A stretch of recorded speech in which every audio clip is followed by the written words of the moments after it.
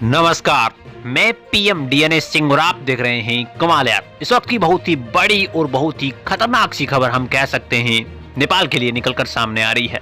आपको याद ही होगा कि नेपाल ने कतर की सहायता करने के लिए अपने बंदे भेजे थे, अपने लोग भेजे थे और उन लोगों को रोजगार भी मिला था। और कहीं न कहीं उस समय ऐसा लग रहा था कि ना केवल कतर की सहायता हो रही है बल्कि नेपाल के बहुत से लोगों को रोजगार भी मिल रहा है। लेकिन अब उसके नतीजे बहुत से उल्टे आने शुरू हो चुके हैं।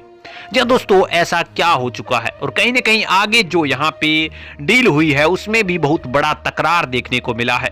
ये सारी बातें इस वीडियो में करने वाले हैं, तो वीडियो के अंत तक बने रहिए। और अगर आप चैनल पे नए हों तो चैनल को सब्सक्राइब करके बेल आइकन दबा लीजिए ताकि आपको अगला अपडेट भी सबसे पहले मिल सके। चलिए वीडियो को शुरू करते हैं।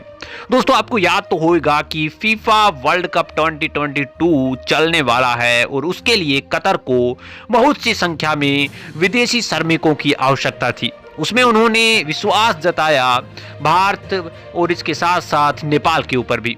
नेपाल ने इसकी सहायता के लिए तुरंत हाँ कर दी और उन्होंने अपने बंदे भेजने के लिए स्वीकृति भी दे दी। मैं आपको बता दूं कि इससे पहले भी कतर ने नेपाल के बहुत से बंदों को बुलवा रखा है, लगभग 2 साल का कॉन्ट्रैक्ट करके। लेकिन कुछ ऐसा नहीं हुआ, कुछ ह्यूमन राइट्स भी नहीं मिले।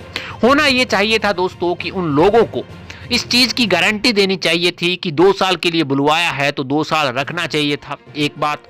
दूसरी बड़ी बात कि उन्हें कोई भी गिरफ्तार ना कर सके बिना मतलब।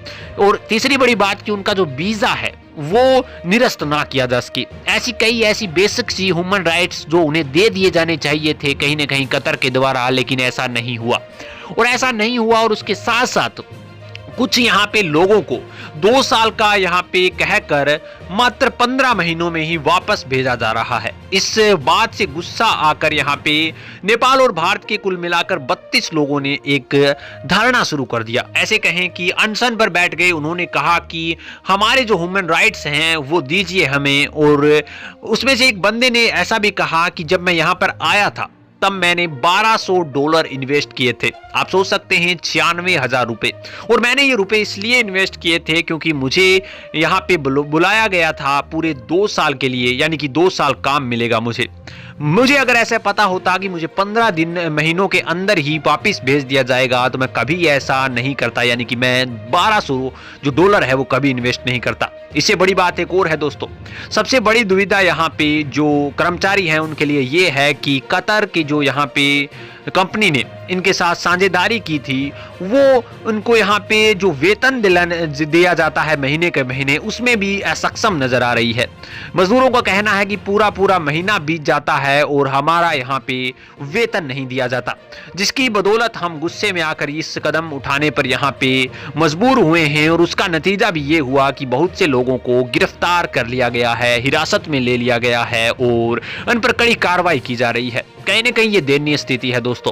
आपको बुलवाया गया था, कतर जो कि देश अपने फीफा के लिए यहाँ पे प्रचलित होना चाहता था, प्रसिद्ध होना चाहता था। उसने ग्राउंड की जो भी यहाँ पे कार्य करवाने थे वो करवाने के लिए बुलवाया था। आपने वायदा किया था 2 साल का, तो आपको 2 साल रखना चाहिए था। आपने वादा किया था जिस सैलरी का, जिस हिसाब से आपको सैलरी डिस्ट्रीब्यूट करनी थी उस हिसाब से आपको देनी चाहिए थी, लेकिन ऐसा नहीं हुआ। और वहीं पे अगर बात करें दोस्तों तो कि अब यहाँ पे दोबारा से जो 1 महीने पहले, लगभग 1.5 महीने पहले कतर ने दोबारा से सहायता मांगी थी नेपाल से और उस पर भी नेपाल ने साइन किए थे। तो क्या आप सोचते हैं कि अब की बार फिर से नेपाली लोग यहाँ पे कतर की सहायता के लिए जाएंगे?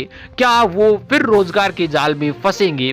क्या नहीं जाएंगे? और अगर नहीं जाते हैं दोस्तों अगर लोग बाहर से नहीं जाते हैं तो कतर के लिए फीफा वर्ल्ड कप खिलवाना बहुत ज्यादा मुश्किल हो जाएगा, क्योंकि जब यहाँ पे वर्ल्ड कप शुरू होगा तो उन्हें काफी ज्यादा संख्या में लोगों की आवश्यकता होगी और अलग अलग टैलेंटेड वाले लोगों की आवश्यकता होगी। जैसे ग्राउंड को साफ करना हो गया या फिर ग्राउंड की और भी मेंटेनेंस बहुत होती है, उनको मेंटेन करने के लिए अलग अलग क्वालिटी वाले लोग चाहिए और वो आपके पूरे के पूरे आपके देश में नहीं मिल सकते। यानी कि आपको नेपाल का सहारा लेना पड़ेगा या फिर किसी अन्य देश का सहारा लेना पड़ेगा।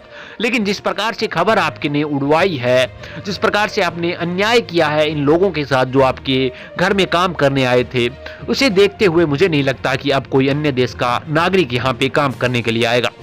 दोस्तों ये नतीजा कहीं ना कहीं गलत निकला है नेपाल के लिए भी और नेपाल के उन श्रमिकों के लिए भी।